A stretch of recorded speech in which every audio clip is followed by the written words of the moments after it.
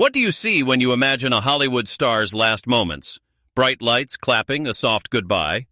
But what if I told you that Rob Reiner, the director, actor, and great dad, was found on his knees, covered in blood, crying, begging for his life while his own son stood over him with the murder weapon?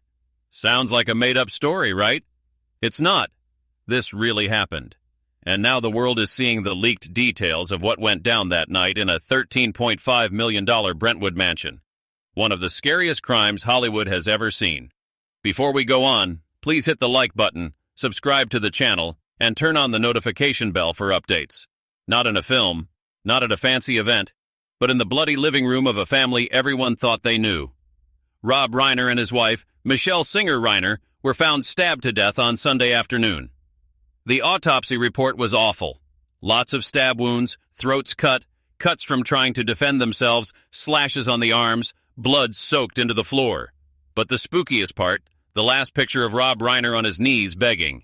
And according to the cops, their killer was someone who used to eat dinner with them, their own son, Nick Reiner. Why? How does a family full of love, talent, and fans end up like this? Let's go back, because the path to that violent night started way before the lights went out. And what's coming out now? From police reports, court papers, and people who saw it, it's worse than anything the news has shared. This story, this sad event is spreading fast online, but behind every tweet, every headline, every shared video is a deeper, darker truth no one's chatting about yet. You're about to hear it, and it starts not with blood, but with fame, Hollywood stars, or a family falling apart under stress. Rob Reiner wasn't just famous, he was a big part of Hollywood, from All in the Family to directin'. Big movies like A Few Good Men and The Princess Bride. Rob was the guy everyone looked up to. A voice for what's right and politics, a fighter for good values, a dad to 4 kids. And Michelle, quiet, nice, creative, she stayed away from the attention. But everyone close knew she was Rob's support. Their marriage lasted over 30 years. In Hollywood, that's like a wonder. But like all wonders, there were hidden problems no one noticed, or maybe everyone noticed but ignored because then came Nick.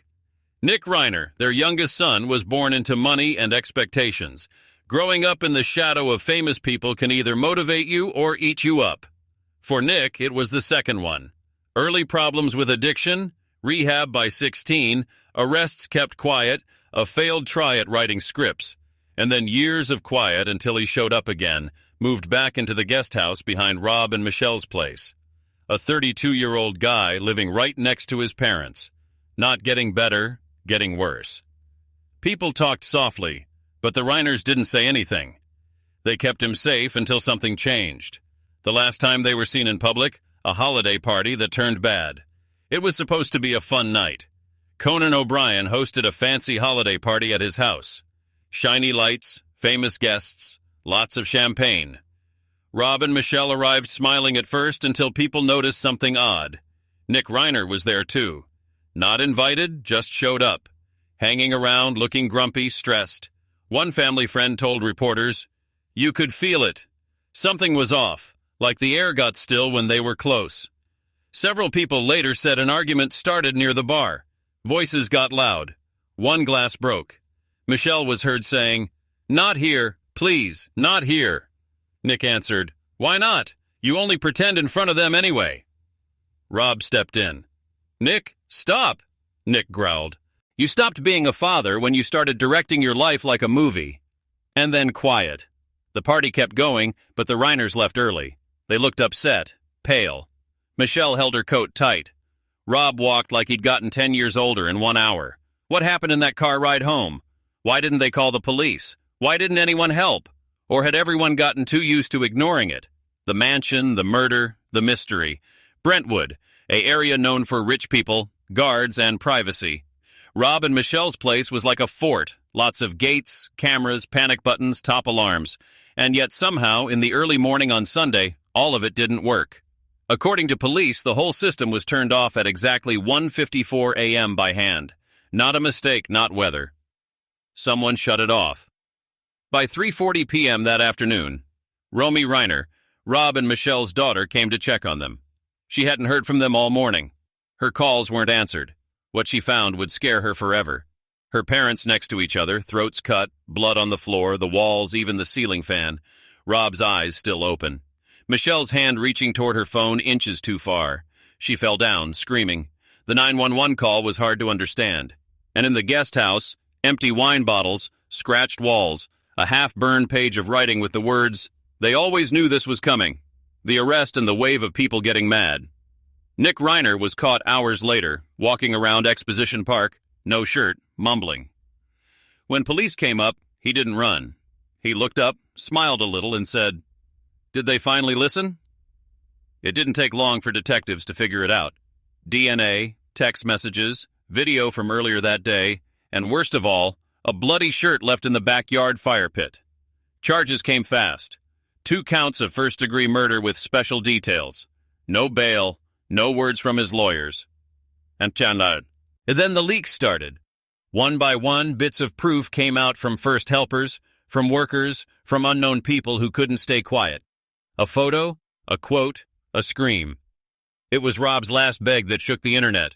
One officer said it. He was kneeling. He was shaking. His hands were covered in his own blood. And he said, "Please don't do this. You're still my son." Imagine that. The man who gave us some of the strongest scenes in movies, using his last breath not acting, but begging. But here's the part no one saw coming. This isn't just a murder case. It's a story with layers. There are rumors of a hidden reason, a secret will, a betrayal from years ago, and maybe someone else involved. Yes, that's right. New info suggests that Nick Reiner might not have done it alone. There's a second DNA sample, a deleted text chain, a neighbor's security cam that caught a second shadow leaving the place. The LAPD isn't saying yes, but they aren't saying no either. So now the world waits. Who was the real boss? Was Nick a bomb ready to go off or a puppet being controlled? And more importantly, what did Rob Reiner know before he died? Because according to many sources, Rob left a letter hidden in his office for the one who knows the truth. No one's opened it yet. But before we get to that, you need to understand the full timeline. You need to know who Nick really was and what led him to that scary moment. Because this wasn't just one night. This was a whole life falling apart. And it all starts with a secret Rob and Michelle tried to hide years ago. A secret that just got found. What happens next will break everything you thought you knew about the Reiners. Because the truth isn't just weirder than a story. It's bloodier and it's only just starting. What kind of secret could Rob Reiner, one of the most talkative, good-hearted people in Hollywood, possibly hide? And more importantly, what kind of secret would be bad enough to kill for? Because that's what this is really about now, isn't it? Not just a murder, not just a son who lost it, but a slow breaking of trust, of who they were inside a house that looked perfect outside, but was quietly falling apart inside. Let's go back to the start. Not to the party, not to the night of the murders. Let's go back to where this all began. To the Reiner house, not the mansion, not the $13.5 million fort you've seen in the news. I'm talking about the home behind the fame. The feelings, the family plan, the place where something broke. Because Nick Reiner didn't just wake up one day and decide to become a killer, it built up, it boiled, it broke quietly. While no one was watching, and the first breaks, they weren't in walls. They were in the parts each family member had to play. A director, father, a quiet mother, and a son with no plan. Rob Reiner was a man of order. He directed films like he lived life with exactness, goal, and rules. On set, people loved him. But at home, friends say he wanted everything perfect. His wife Michelle, softer, quieter, almost dreamy in how she was, balanced him. She was the soft voice to his loud one, the stop to his talk. But even her calm couldn't fix everything, especially when it came to Nick. Nick Reiner was different from the start. He didn't like being compared to his dad. He didn't like being told who he was supposed to be. He didn't want to be the next one. He just wanted to be noticed. But in a home where your dad is a director and your mom supports art, it's easy to feel like a background thing. The prop, the story tool everyone wants to fix. By the time Nick was 12, he'd already been in therapy 3 times. By 16, he was in rehab. By 19, he'd disappeared. According to old friends, most who want to stay unknown, Nick was a very sensitive, sometimes wild, often smart young guy who could never find his path. He tried script writing, tried comedy, hung out with a group who called themselves dark creatives who played with me in games and show art, but nothing lasted except the feeling of never being good enough. One family friend told reporters Rob would praise Nick in front of others, but alone he was tough, cold, like he couldn't believe this was his son. And that anger, it grew. The guest house risk, bringing a storm inside the gate. It's one of the weirdest choices Rob and Michelle ever made. Despite Nick's ups and downs, his times in detox, his unexplained anger, they brought him back to live in the guest house. Not just for a bit, for good. Think about that. You've got a son with a bad temper, a history of mind problems, and a known hate for his parents, and you move him back home. Why? Some say guilt. Others say fear. But one idea that's spreading online, control. There are whispers, not proven, but said by several close people, that Nick had something on them, that he knew something from before, something Rob and Michelle didn't want out. What kind of secret makes a mom sleep with her bedroom door locked? Because yes, Michelle did that. A worker confirmed it without name. She always locked up at night when Nick moved in. She said she just felt safer. Safe from her own son. Let that hit you. Inside the guest house, the alone room. Nick's part of the place wasn't just a guest house. It was its own world. Walls that block sound, dark curtains, 3 locks. He rarely came out during the day. He'd walk the yard at night, pacing with headphones, talking to himself, laughing, then crying, then quiet. One gardener remembered he'd just show up barefoot at dawn, staring like he wasn't fully there, like he was somewhere else. There were also weird packages delivered every week, no marks, always signed for quietly. No one knew what was inside. But once one burst open by accident in the driveway, according to the security report. It had thick stacks of paper, printed journals, drawings, M's, and one sketch that still scares the workers. A stick figure on knees, arms up, a shadow behind holding a knife. You see the pattern. But no one stepped in. No one said anything. Because in Hollywood, how you look is everything. And when your name is Reiner, you protect the picture. You show family values, you go to parties. You smile for photos. And alone, you hurt quietly. Even as things break. Even when your son stops calling you dad and starts calling you director. Even when he starts writing in red ink. Even when the house gets too quiet. No one wanted to be the one to say this isn't normal.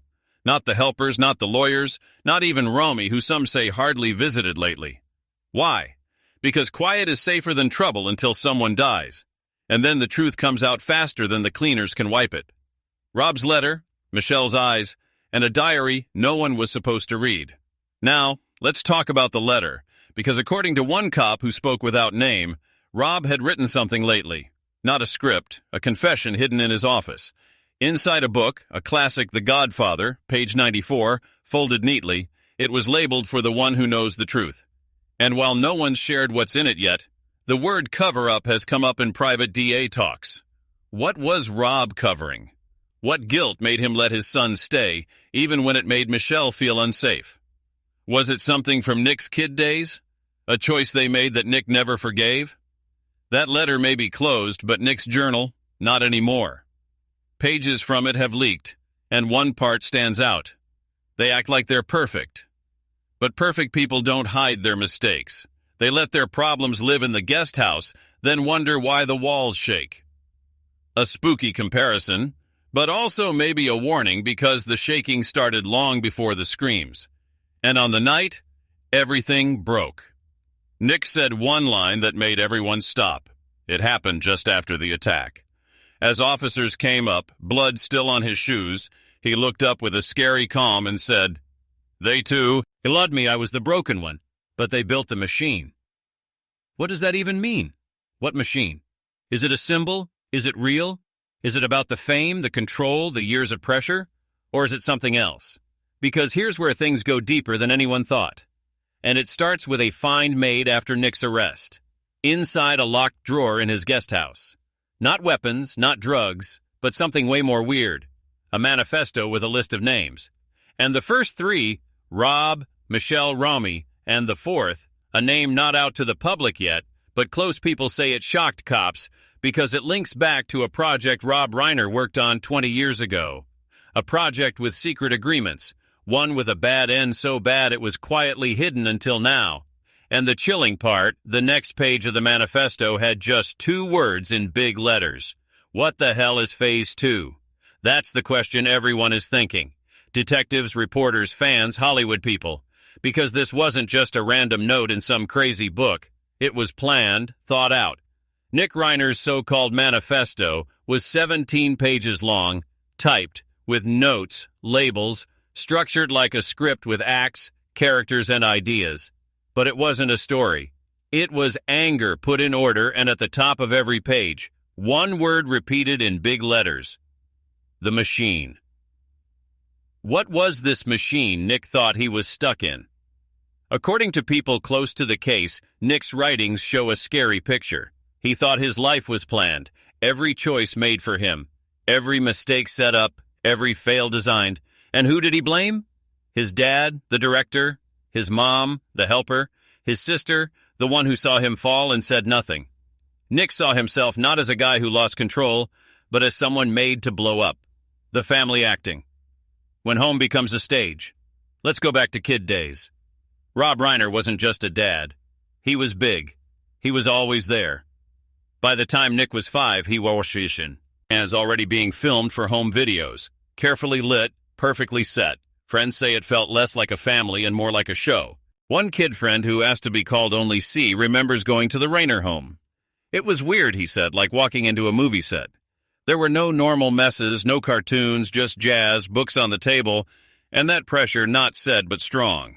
According to C, Nick wasn't allowed to show anger. Rob would stop it fast. Use your words. But when Nick did, they'd say he was being too much. See the mix-up? Nick was told to speak but punished when he said the wrong thing. He was told to be creative as long as it wasn't too dark. He was taught to be honest, unless that made the family look bad. Imagine growing up with rules like that. Then imagine being the kid who couldn't follow them. The first big fall rehab at 16. The public never knew, but close people said Nick's first big mind break happened at 16. It wasn't just drugs. It was a call for help. A journal from that year found in the case details feelings of worry, sadness, and being alone. He wrote, "I feel like a ghost in my own family." And then scary. "They're all acting like they're in a movie. I'm the only one screaming and no one's turning around." That's the same year Rob reportedly put Nick in a fancy place in Arizona. Officially, tired. Unofficially. A violent outburst with a broken mirror, a scream, and a threat. The details were hidden, agreements signed, records kept secret. But that was the first time noted that Nick lost control, and it wouldn't be the last. The return and the choice no one got. In 2022, after years apart, Nick came back. The guest house became his new spot. A place for privacy, getting better, fitting in. But instead of healing, something else grew. Being alone, obsession, a deeper spin. He started writing every day, talking to himself, leaving notes under rocks in the garden. Whispers of the machine started showing in his poems, his journals, even texts to old friends. But the scaries. Part he stopped calling Rob, started calling him the architect. The word sends chills now knowing what came next. Romy's warning and Michelle's fear. There's one person who tried to stop it. Romy close people say she got more worried in the last year. She saw how Nick looked at their parents. One friend said it wasn't just mad, it was separate like they were objects. She reportedly told Rob and Michelle to ask Nick to leave, but Rob said no. He's getting better. He allegedly told Romy, "We're a family. We don't give up." But Michelle, she knew something was wrong. Private emails found by cops show her growing fear. "He watches us while we sleep. I keep hearing him whispering in the hallway. Something changed. I don't recognize him anymore." Michelle wanted him gone, but Rob, always protecting, wouldn't move. That fight made a split. Friends say they argued more that year than in the last 20 together. And in one now-famous voicemail sent 2 months before her death, Michelle said, "If anything happens to me, don't let him twist the story. He's not the victim." She never explained. She never got to. The quiet before the scream. In the days before the murder, things were strangely calm. Too calm. Security logs show no weird activity, no visitors, no packages. But Nick was seen pacing in the backyard talking to himself, holding a notebook, his shadow long and moving under the moon. One neighbor told cops he looked like he was practicing something. And maybe he was, because in that notebook, now with police, is a line repeated 34 times. The finale must be earned. The finale must be earned. The finale must be earned. What finale was he talking about? And why did he think it was earned? Unless this was his way of giving the perfect end, a director's version, one final act of bloody payback. But here's the twist no one saw. According to court papers, Nick was also looking peeing something weird in the weeks before. Lucid dreaming. Why? Cops found a whole file on his laptop called Dream State. It was full of wild talk about other worlds, waking bad dreams, feeling apart, and making new stories. He believed, at least some, that the world around him wasn't real, that his parents were actors in a fake world, that he was being filmed all the time. You want to know the scariest part? He wrote a bit just days before the murders. I've decided to kill the characters. Maybe then the director will show his face. It's easy to say that's from a broken mind, but when you remember Rob Reiner was a real director and Nick saw his life as a script, that line feels less like a symbol and more real. And then came the night. It's 1:54 a.m. The security system shuts down by hand. No one hears it. No one sees it. The cameras go dark. The guest house door opens. Nick walks across the yard. Calm, slow, focused. Inside, Rob is asleep. Michelle is reading. The light in the hallway flickers. What happens next? We only know from blood patterns, science, and a chilling whispered message picked up by a half-dead intercom line. A line Michelle never meant for the world to hear. Nick, please not like this. It cuts out. By morning, they're gone. By afternoon, the world is sad. And by night, the questions start. But the real big news, there's a missing part. A second voice heard on that bad intercom file. Just one word spoken by someone else. Not Rob, not Michelle, not Nick. One single word. Quiet. The audio is now with FBI. Because if that voice isn't one of the three Reiners, then who was in the house that night? Who whispered that word? And why is that name the one from the fourth spot in Nick's manifesto still hidden by court? Because what comes next isn't just about murder. It's about changing legacy, blackmail, and something so dark even Hollywood people are scared to talk. But we're going there. And in the next part, we're going to find out what else was in the guest house. Not just journals, not just knives, but something hidden under the floor. Something that may change this whole case. Something even Romy didn't know until now. Why did Rob Reiner, a man who could buy anything, choose to keep his most troubled son just steps away from where he slept? Why bring the mess home? And more scary? What exactly was hidden under Nick Reiner's guest house? The LAPD's first search was simple. Get weapons, journals, devices. What they didn't expect was a basement. A space not on the official plans of the Brentwood place. No permits, no records. Even Rob's building team said they didn't know about it, but it was there under the guest house, behind a locked trapdoor, hidden under a heavy rug and an old bed frame. It wasn't just a small space, it was a full underground room. And what was inside? Not just weird, but maybe illegal. Let's open the door together. Because once you go into Nick Reiner's underground spot, you'll never see the Reiner family the same. A trip into dark. It was Detective Marie Langston who found it. After seeing scratch marks near the floor in Nick's bedroom, she followed her gut and found a hidden line in the tile. The bed, pushed over it, was bolted down, but the bolts were loose lately. Someone had been going there often. Under the frame was a heavy hatch, locked, rusty, smelling of mold, and something worse. They opened it. The stairs went down 12 steps into what looked like an old bomb shelter. But this wasn't from old times. This was built new. And what they found in that room still hasn't been fully told to the public. But here's what's leaked. A wall covered with photos of Rob and Michelle. Some with red marks. A board of newspaper clips about family fame that ends in blood. A recording setup. Mics, cameras, time-stamped hard drives. Every talk Rob and Michelle had it. And their back patio was recorded for over a year. And in the corner, a dummy dressed in Rob's clothes with a bloody plastic knife in its chest, written across the dummy's chest in marker finale. Still think this was just a son who lost it because this wasn't random. This wasn't anger. This was planned down to the last bit. The plan of a breakdown. How did it get to this? Nick Reiner was raised with people watching, but his private life was mess.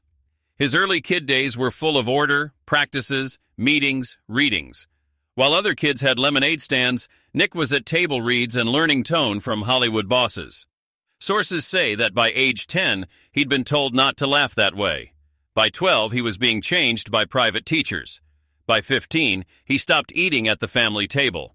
He wasn't acting bad, he was choosing out. And when he finally moved into the guest house in his late 20s, everyone felt better. Maybe he just needs space, they said. But what they didn't see, he wasn't just alone. He was building a second life underground. The audio files from inside the bunker. LAPD got over 900 hours of audio. Some bad, others clear. Talks recorded between Rob and Michelle, often in private times, showed something sad. They were scared.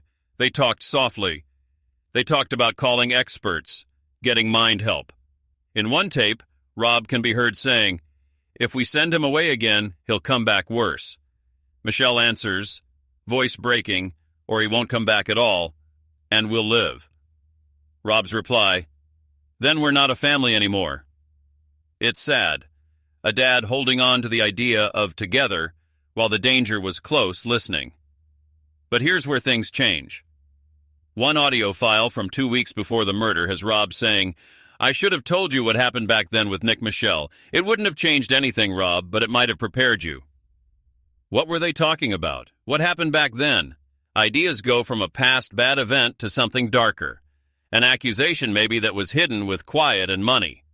We don't have that answer yet, but what came next suggests someone is. Those might. The marked box. In the far corner of the bunker, under a loose panel, officers found a sealed metal box.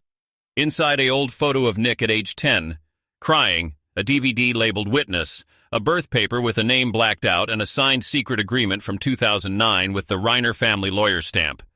No one's talking about what's on that DVD yet. But one thing is clear. Nick thought he was hurt, and he thought the proof was hidden, so he built a bunker to keep it. But was it real, or was he spinning into dream? That's the big question. And there's only one person alive who might know the truth. Romy, the letter that wasn't sent. After finding the bunker, detectives looked through the rest of the guest house better. Inside a locked desk drawer, they found letters. Not sent, no date, no address, but one stood out. Written across the top in rough writing. "Romy, open if I'm dead. Inside, 1 page. They lied to you. You were too young to remember, but you saw it. I saw you watching. You always look away. Maybe now you'll look back. Don't protect their image. Tell the truth." Was Nick seeing things, or was Romy a witness to something long hidden? She hasn't said, but she's got lawyers. And according to one close to the case, she's been asked to talk in court. The shadows on the videotape. Here's where things get more creepy. The Reiner place had its security off on the night of the murders. That we know, but one neighbor's cam caught something the police didn't expect. At 2:06 a.m., just after the system went down, 2 shadows crossed the backyard. 2, not 1. One matches Nick's shape. The other, shorter, lighter, wearing a hood. Their walk doesn't match Nick's. Who was the second person? And why hasn't the video been shown? The DA won't say, but inside officials now think there might be a helper. Could this be the same person in the hidden part of Nick's manifesto, the Fortiche? H-name the start for Phase 2. It's not proven, but what is proven is that LAPD is making the case bigger. And if there was someone else, the Reiner secrets aren't just broken, they're falling down. At a whisper under the floor. Back in the bunker, crime experts noticed something odd. Under the vent, a space barely big for a recorder, was found a tape. Yes, old tape, labeled simply playback. When fixed and played, it showed a rough audio, a kid's voice crying, whispering, repeating a phrase. He said, "I have to be quiet or everyone dies." The kid's voice is Nick's, but who is he? And why would a 10-year-old hide a recording like this? Whatever happened in that house, it started long before the murders. It started with quiet. And now that quiet is screaming because next we're going into the night before the murders. The party at Conan O'Brien's. The fight, the slap, the toast that made everyone shiver. And the one line that may have locked Rob and Michelle Reiner's fate forever. You made me this way, and now you'll watch me finish it. It was supposed to be a night of fun, of laughs, of nice celebrity talk. But behind the glasses and holiday fun, something way more dangerous was happening. It happened the night before the murders at Conan O'Brien's yearly holiday party, a happy event known for bringing big Hollywood names behind strong guards and strict secrets. The stars were there. The music was easy. The photos were great. But off camera, the Reiner family broke, and that night in Conan's private yard, something was said that changed it all. You want to know the moment this sad thing went from could stop to can't stop? It happened right here. Let's go back not to the crime spot, but to the last time Rob, Michelle, and Nick Reiner were seen together in public, the invite that should have never been taken. Let's be clear, Nick wasn't on the list. He was not asked to Conan O'Brien's holiday party. This was private. Only certain people, the kind where movie bosses and top stars toast and whisper about next deals. Not the spot for troubled sons with known breakdowns and hidden mind records. But he showed up anyway, no notice, wearing all black long coat, no smile, and no one stopped him. Why? Because Rob Reiner let him in. People who saw remember that moment clear. Nick walked through the yard gates, face hard to read. Several guests turned heads in surprise. Some whispered, others stopped. But Rob, he smiled tight, almost fake, and held out his hand, not to say hi, but to warn, a move only Michelle got because her eyes caught quick in one photo that later spread, screamed fear. Inside the party, the fake normal. At first, things seemed okay.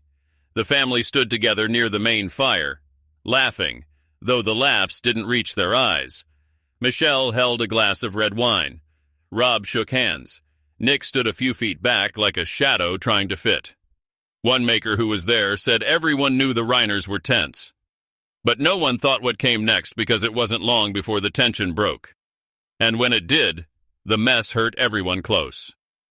The toast that wasn't funny. Around 9 o'clock p.m., some guests got together in the lounge for casual holiday toasts. Conan spoke. A studio boss followed. Then Rob Reiner raised his glass. He toasted to family, belief, and getting through the crazy. It was fun, a bit practiced, but real. People clapped. Then Nick raised his glass too. Not asked, he stood slow, on purpose, holding a half-empty glass of whiskey. And with a smile that made everyone cold, he said to families and the lies they're built on. The room got quiet. Some laughed weird, thinking it was a joke, but Nick wasn't playing. To parents who wear masks for the world and call it good at home. To the ones who film your pain, then tell you to smile for the photo. To legacies built on quiet. Then he raised his glass and smashed it on the floor. The slap heard around the room. Michelle, shaking, went to him fast. She grabbed his arm, whispered something. And that's when it happened. Nick pulled away from her hold and said loud, "Don't touch me like you did when I was 12. Everyone stopped. All sound left the party. Michelle's face turned white, and then, no warning, she slapped him hard. A crack went through the yard. It wasn't big, it wasn't showy, it was desperate. Nick's face didn't move. He leaned in, whispered something in her ear, and whatever it was, it made her drop her glass. The line that made Rob shake. Rob Reiner stepped in right away. He stood between them, eyes on his son. For a moment, no one moved. Then Nick smiled slow and mean and said, "You always said I was broken. So why did you build me like this?" Rob didn't answer. Couldn't. People who saw say he looked like something inside him broke. Something deeper than shame. Something like knowing. Nick walked away, left the party without a word. And from that moment, the night was done. What was said in the car ride home? There's no video, no sound, but the driver has talked to cops. And his story, it's spooky. Mr. Reiner didn't say a word for 10 minutes. Mrs. Reiner was crying softly, just this quiet, shaking sound. It was like being in a car for dead people before anyone knew someone died. At one point, Michelle whispered, "It's happening again." Rob said, "We'll talk in the morning." Michelle's last words before getting out of the car. "There may not be a morning, Rob." And she was right because by sunrise they were both dead. But the real twist, Nick had a recording. According to the police report, one of the audio files found from the bunker was labeled "The Party Final Trigger," and on it, clean, sharp, no filter, was the whole fight. Nick had been recording the whole night using a small mic on his coat. He wanted it saved. He wanted his last hurt. The slap, the words, all kept. Why? Because in his twisted thinking, it was his last reason. His proof that he was pushed, trapped, betrayed one last time. But here's the part no one thought. The recording has a time glitch. At one point short, another voice is heard. A whisper caught just after Michelle slaps Nick. A woman voice, not hers. One sentence. "Tonight is the right night." The voice doesn't match Michelle. It doesn't match Nick. It doesn't match anyone unknown sound from that night. So who said it and why? Cops haven't said yes publicly. But inside, the idea is scary. That Nick wasn't doing it alone. That someone was pushing him. Someone he trusted. Someone there that night. Someone who may still be free. The missing guest. Here's where the mystery gets deeper. Of the 80-plus people at Conan's party, one guest can't be found. Her name hidden. Yes, cops have kept her name secret, but she was seen with Nick earlier in the month. A writer keeps to herself. Bad past. Photos of her and Nick came up on a now-gone online thread. And the rumor she's the one who gave Nick the phrase "the machine," that she'd been working on a script based on Nick's life and that he thought killing his parents was the last scene. Sound crazy? It would be, except for one thing. Inside Nick's guest house under his bed, detectives found a printed paper, a script written by someone else titled "The Rehearsal." And on the first page, handwritten in Nick's writing, "Let's begin." And that's exactly what he did. He began the end that night not with a scream, but with a toast. And by the time he walked away from Conan's party, it was already too late. The next chapter takes us inside the Reiner place during those last hours. The quiet, the pacing, the weird security logs, and Rob's spooky last act, one that may have been his secret try to save his wife. But it wasn't enough, because by the time the cameras came back on, the screen had gone red. When you're driving home from a party, what usually fill? Is the quiet? Laughs, talks, regret over that last drink. For Rob and Michelle Reiner, the quiet was different that night. It wasn't tired, it wasn't weird. It was bad because both knew deep that something had changed, something that couldn't be fixed.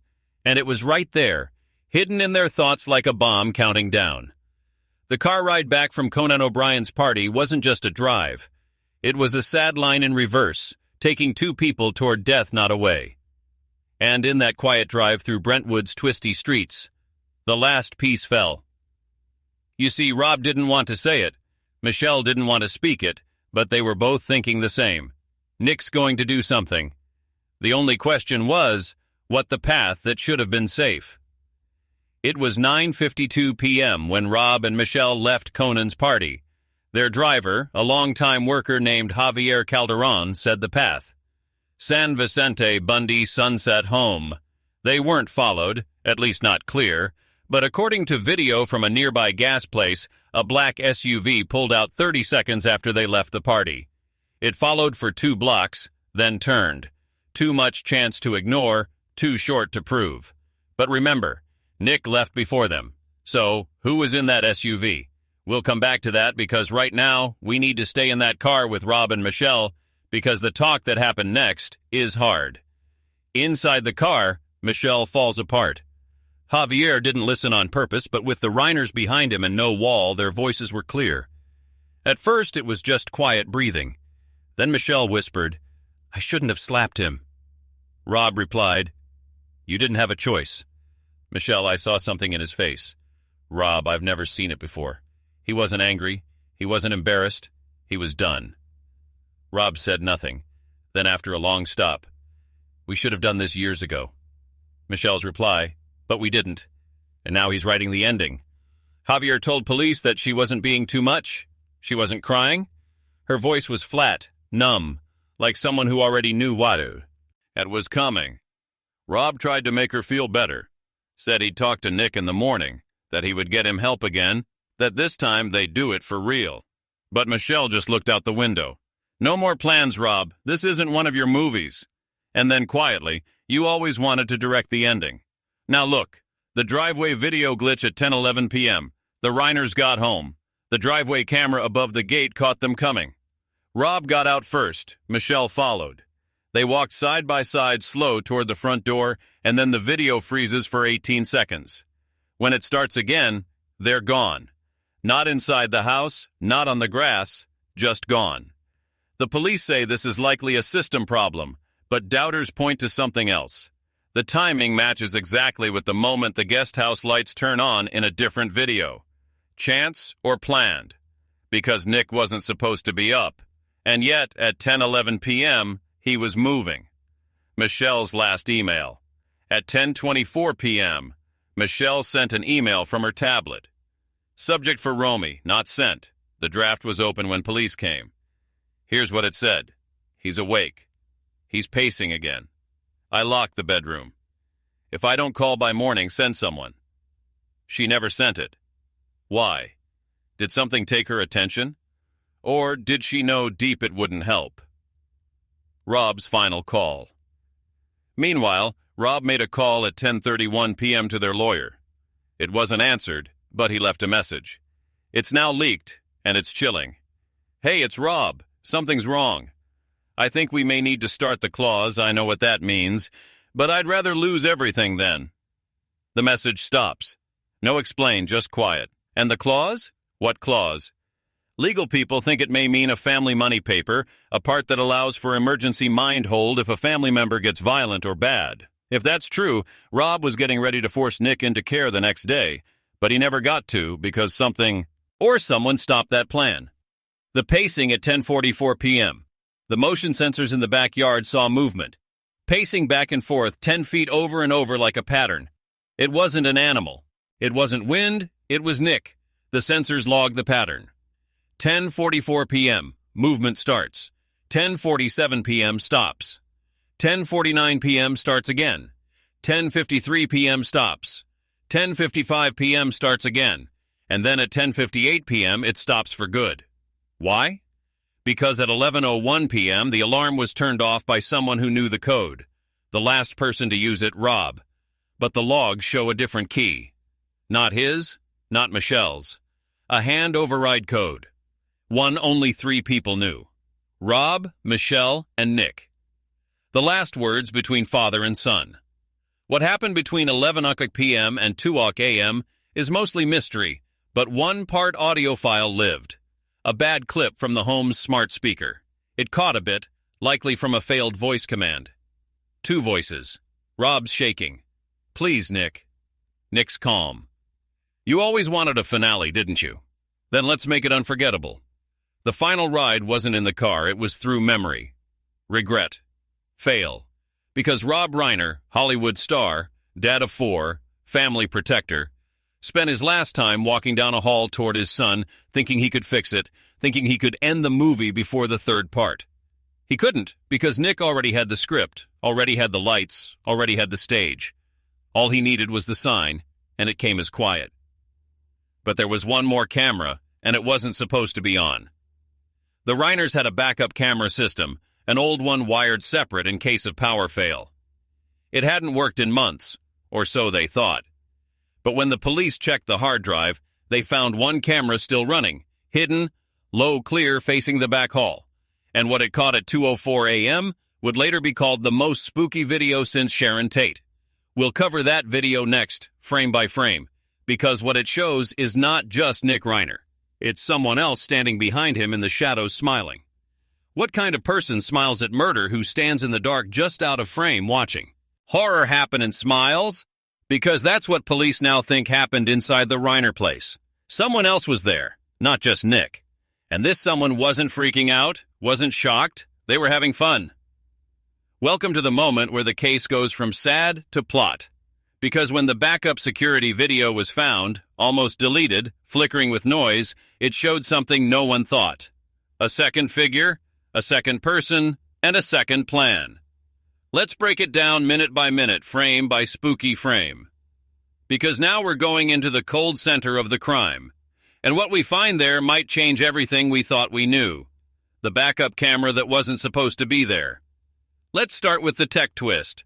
Rob Reiner, always careful, wanted an old security system long before the new one. It was old style, wired, low clear, ugly, but works. He kept it just in case the main one failed. No one used it anymore. Everyone thought it was dead years ago, but the hard drive still ran, still recorded, still saved everything. And because it was separate, Nick didn't turn it off. That's the only reason we have the video, and thank God we do, because what it shows is more than a crime. It's a special act. 2:01 a.m. The hallway wakes. The frame is rough. The hallway dim. Nick enters barefoot, holding something in his hand. Maybe the knife later found in the Reiner's bedroom. He moves quiet, slow, almost practiced. His face is empty, not mad, not wild, just focused. Then a second later, another shadow shows, not right behind, but next, moving with him, almost leading him. The figure is thinner, hooded, a bit shorter. They stop just before the hall ends. Nick turns to face them, and then they smile. It's light, but clear. That curved look, the slow head tilt. It's not nice, it's proud. Who is this person? And why haven't they been named? 2:04 a.m. The smiling figure goes away. Just as Nick gets to the main bedroom door, the figure hides behind a post, never to show again in the rest of the video. Gone. Like a ghost with perfect time. But what police are now wondering is, was this person real? A body helper or something worse? A dream, a show, a mind trigger made over weeks or years. There's an idea and it's scary. The director figure idea. Many pages in Nick's found journals talk about a being called only the director. Here's one quote. He tells me when the scene is ready. He shows me the marks. He never yells. He just waits. Another, I thought it was Dad at first, but it's not. It's who Dad answers to. The writing changes a lot on pages about this director, almost like Nick was under influence. And on one taped audio, you can hear Nick mumbling, "Tell me when to go. I'm ready for my sign." Did someone train him? Or worse, control him? Experts now think this director may be a real person, not made up, a handler, a guide, someone pulling strings. And if that's true, we're not looking at a double kill. We're looking at a made show. A show murder. But wait, there's more. Let's go back to the alarm shut down. 1:54 a.m. Whole place system off. All sensors, doors, panic buttons off. You need a main override code to do that. Only 3 people knew it. Rob, Michelle, and Nick. But the code used that night didn't match theirs.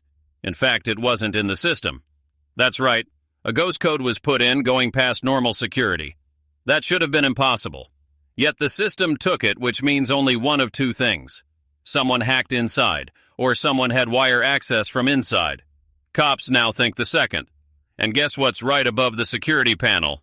A vent. That vent goes right into the crawl space above the guest house garage. And in that space, police found old tools, wire cutters, gloves, drives, and a notebook labeled Reset. Letters on the inside cover, CR, the mystery of CR. We still don't know who CR is. Not proven, but talk is going.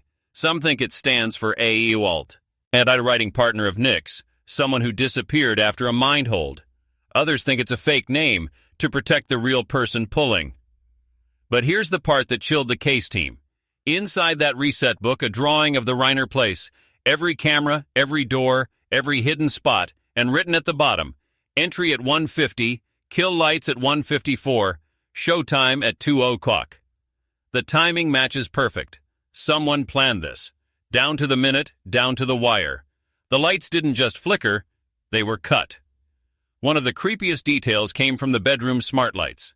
At 2:00 a.m., the lights in Rob and Michelle's bedroom went to 10%. Auto, not by voice, by set timer. But here's the problem. That timer was set at 11:43 p.m. Who was on the Reiner home network then? The address goes back to the guest house, which means someone, Nick or near him, set the lights to dim right before the murder. Why? According to mind experts with LAPD, this may have been to make a certain feeling, a stage. Dark equals fear. Dim light equals no help. It wasn't just about death. It was about mood, like a final scene, a third act, a high point, the special layout. But the last clue came from the living room. After the murders, first helpers found something weird. Candles, 7 placed in a half circle facing the hall. Each lit, each not touched by blood, which means they were set before the attack. Who lit them? Why arranged that way? Religious sign, mind show, or something more group-like? Cops now think this wasn't just a crime of chance or payback. This was a ceremony and it followed a script, one that Nick didn't write alone. The next part isn't about murder. It's about meaning. Because the Reiner deaths were many things. Bad, sad, chilling, but above all, they were on purpose. And the person or people behind that may still be watching, may still be waiting, may still be directing. Next up, we into the final play. What Rob Reiner said with his dying breath, what Michelle screamed before the knife came, and the scary line Nick whispered standing over their bodies. It's done. Curtain down. What do you say when you know the end is seconds away? When you're looking into the eyes of someone you raised and that same person is about to take your life? What words do you pick? Rob Reiner wasn't a man who ran out of words. He built work on talk, made famous speeches, gave voice to, right from you can't handle the truth to heart, talks about love, being true, and what you leave. But in his last moments, it wasn't a script he used. It was something real, something hard, something that would make even the officers who found his body break down quiet. Because Rob Reiner begged for his life. Not with mad, not with anger, but with a quiet, broken sentence. You're still my son. Let's walk through those last minutes step by step. From the whispers to the screams to the words that still echo in that mansion. Because now it's time to find what really happened in the room where it ended. 2:05 a.m. The bedroom door opens. According to the science look, the door was open from inside. There were no force marks, no signs of mess, just soft push, the kind you'd use if trying not to wake someone. Rob and Michelle were already up. Their bedroom lights had been dimmed moments before. We don't know who saw him first, but we know Nick walked in alone and he wasn't yelling. He wasn't panicked. He was quiet. He stood at the end of their bed staring. For how long? That part is unclear. But according to the smart speaker data, someone tried to start the system at 2:07 a.m. A voice command, Alexa call. It stops because that's when the first hit landed. 2:07 and 31 seconds a.m. The first scream. It came from Michelle. A sharp, loud cry that echoed through the hall and was part caught by the old backup cam's hall mic. You can hear it. And then you hear Rob's voice. Not a scream, not an order, but a beg. Nick, no, please don't. You're still my son. There's a stop. No answer. Then Rob tries again. You don't have to do this. We can fix it. A thud, another, then a gasp. Officers later said it matched the sound of a knee hitting wood. Rob went down on purpose. 2:08 a.m. Blood on the floor. When science mapped the blood, they found something spooky. Rob's blood made a kneeling shape. Both knees, palms, drops from the chin down. He didn't fall. He knelt. He was begging. There are lines, marks where he crawled toward Michelle, trying to block her, trying to reach her hand. And just beside them, the knife, the same weapon called a special blade given to Rob years before at a Hollywood Give event. Nick didn't bring the knife from outside. He picked that knife. That sign, a gift, turned kill tool, a Hollywood memory changed to sad. Michelle's last moments. Her body check showed something not expected. She had no defend cuts, meaning she didn't fight. Why? Some think shock, others think giving up. But one idea from a body-mind expert is chilling. It's possible Michelle froze because she'd guessed this exact moment for years. And when it came, she took it. She didn't beg. She didn't scream again. She whispered something. According to officers who heard the bad intercom play, they think she said, I always knew it would be you. 2:09 a.m. The final words, Rob was still alive, barely. He had many stab wounds, one lung falling, blood in his mouth. But he said one last thing. It was caught by chance by the bedroom's now saved audio system. The last clear sentence said by Rob Reiner. This isn't who you are. Think about that. Even as he died, he was still trying to change his son's story. Still trying to save him. Still trying to believe there was something left to save. Nick's answer: we only know what was said over the bodies. Bon dia. Officers who found the scene said hearing Nick say in a whisper as he stood over them, "Now you're finally honest." Then, according to one helper, he stood still for 32 seconds, just watching. Not crying, not laughing, just watching. Then he walked away, back through the house, past the candles, into the hall, and out to the garden. But there's one more detail that changes everything. Inside Rob's hand, cops found a wrinkled photo. A photo of Nick, age 5, smiling, covered in paint, laughing in sun. Where did that photo come from? It wasn't part of their bedroom stuff. It wasn't framed or on a table. It had been put inside a book on Michelle's shelf, Parenting the Strong-Willed Child. Rob had taken it out just hours before. Did he know something? Was it his way of holding hope? Or did he somehow know this might be the last picture he'd see of his son before the end? And then quiet. The house went silent. The murders had happened, but no one knew. Not yet. No alarms went off, no neighbors heard. The house closed, the security off, the scene done. Nick, now bloody and barefoot, went back to the guest house, and there he did something even weirder. He watched the video. That's right. Cops found that Nick opened the old security video on an old laptop at 2:23 a.m. He rewatched the hall camera video. He went back, stopped, played again. He watched himself walk into the house, watched himself leave, and then he deleted the file, or tried. The system was too old. The video was saved, but the plan was clear. Erase the act, keep the story. Like a director fixing after, Nick wanted control over the change. The bloody whisper, a call taker's hurt. When Romy called 911 hours later, and police got there, one of the officers knelt by Rob's body to check life. There was none, but something caught her ear. She leaned in. A soft sound, not from Rob, from a device under the bed. One of those calm speakers Michelle used. It was still on and playing a maid message. Michelle's voice, a custom sleep saying, "You are safe. You are home. Nothing can hurt you now." The officer report. Tedley cried because that message for peace now played over the bloodiest scene Brentwood had seen in years. A sleep song echoing through the room where two parents died trying to protect their son. But that's not the end, because cops also found a second voice note on Rob's phone. One he made the day before, not sent to Romy. "If I don't see you tomorrow, I just want to say I tried. I tried to protect all of you. I may have failed, but I never stopped trying." And he didn't. He died trying. Died with his hands reaching for the people he loved. Died trying to tell the boy who'd become his killer that there was still something human inside him. But the real question is, was Nick the only killer, or was he just playing the role someone else gave him? Because coming up next, we open the Journal of the Machine, and what's inside it will turn this case upside down.